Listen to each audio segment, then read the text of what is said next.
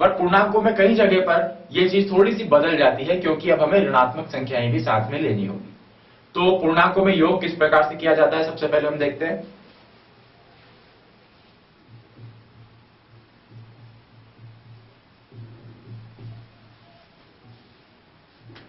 पूर्णांकों में योग। पूर्णांकों में योग को सीखने के लिए हम पहले इसको संख्या रेखा पर देखते हैं और फिर इसको एक नॉर्मल वे में, यानी कि सीधे तरीके से हम देखेंगे। तो पहले हम संख्या रेखा पर लेकर आते हैं इस योग को।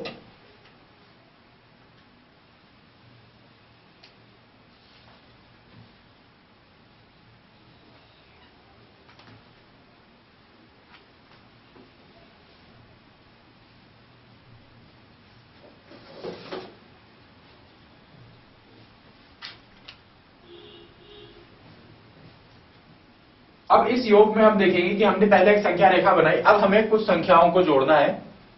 जैसे कि सबसे पहले हम 3 और 4 को ले लेते हैं। हमें केवल 3 और 4 जोड़ना है।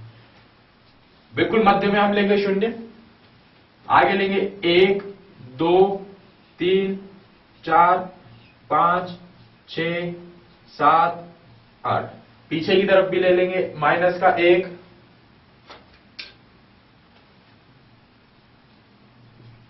माइनस का 2 माइनस 3 माइनस 4 माइनस 5 माइनस 6। हमें जोड़ना है 3 और 4। तो 3 और 4 तो यहां पर मिल जाएंगे हमें प्राकृत में या पूर्ण संख्याओं में, और ये पूर्णांक भी है। हम अब सबसे पहले 3 पर जाएंगे और इसमें 4 जोड़ने के लिए 4 कदम आगे की तरफ बढ़ेंगे। तो 1 2 3 4, चौथे कदम में हम पहुंच गए 7 पर, तो हम कहते हैं कि 4 और 3 होता है 7। ये तो हुआ एक साधारण जोड़, यानी कि 3 और 4 दोनों ही धनात्मक संख्याएं हैं, इन्हें हमने जोड़ लिया। थोड़ी सी चीज को हम बदले और हम लिखें कि माइनस के 3 में 4 जोड़ना है। अब हमें माइनस के 3 में 4 को जोड़ना है। तो आप आइए माइनस के 3 पर, ये रहा माइनस का 3। हमें इसमें 4 जोड़ना है, यानी कि 4 कदम आगे बढ़ना है। तो 4 जोड़ना है तो 4 कदम आगे बढ़ते हैं, 1 2 3 4। आप देखिए माइनस के 3 में आपने 4 जोड़ा तो आप पहुंच गए 1 पर। तो इसका मतलब कि माइनस का 3 प्लस 4 होता है 1। और ये 1 जो आया है ये धनात्मक वाला, यानी कि प्लस का 1 आया है, क्योंकि इसके आगे कोई निशान नहीं है, इसका मतलब ये धनात्मक संख्या है, तो धनात्मक 1 आया है। तो माइनस के 3 से 4 कदम हम आगे चले, 1 2 3 और 4, और हम पहुंच गए धनात्मक 1 पर।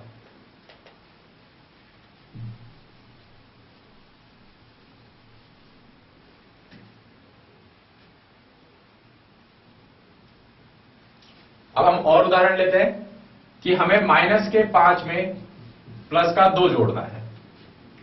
तो माइनस के 5 पर हमें 2 को हमें जोड़ना है, तो जोड़ना है, फिर आगे बढ़ेंगे। तो आगे बढ़िए 2 कदम, 1 2 कदम आगे बढ़ते हैं, हम पहुंच गए माइनस के 3 पर। तो हम कह सकते हैं कि माइनस का 5 प्लस 2 बराबर होता है माइनस का 3।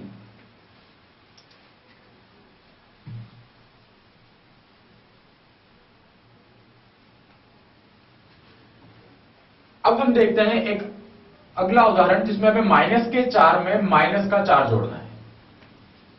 ऋणात्मक में ऋणात्मक संख्या हमें जोड़नी है। तो जब हमें ऋणात्मक में ऋणात्मक संख्या जोड़नी है तो कदम हम आगे बढ़ाने की बजाय उल्टा चलेंगे। जब भी ऋणात्मक की बात आ जाती है हम काम उल्टा कर देते हैं।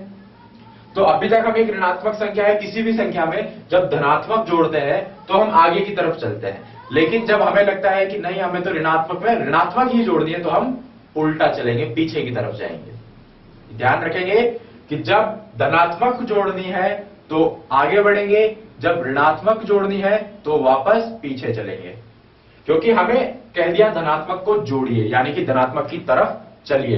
तो धनात्मक तो इधर है, इसलिए हम आगे की तरफ चलते हैं। अब इसने कहा कि ऋणात्मक जोड़िए, यानी कि ऋणात्मक की तरफ चलिए, तो ऋणात्मक तो इस तरफ है, तो हम पीछे की तरफ जाएंगे।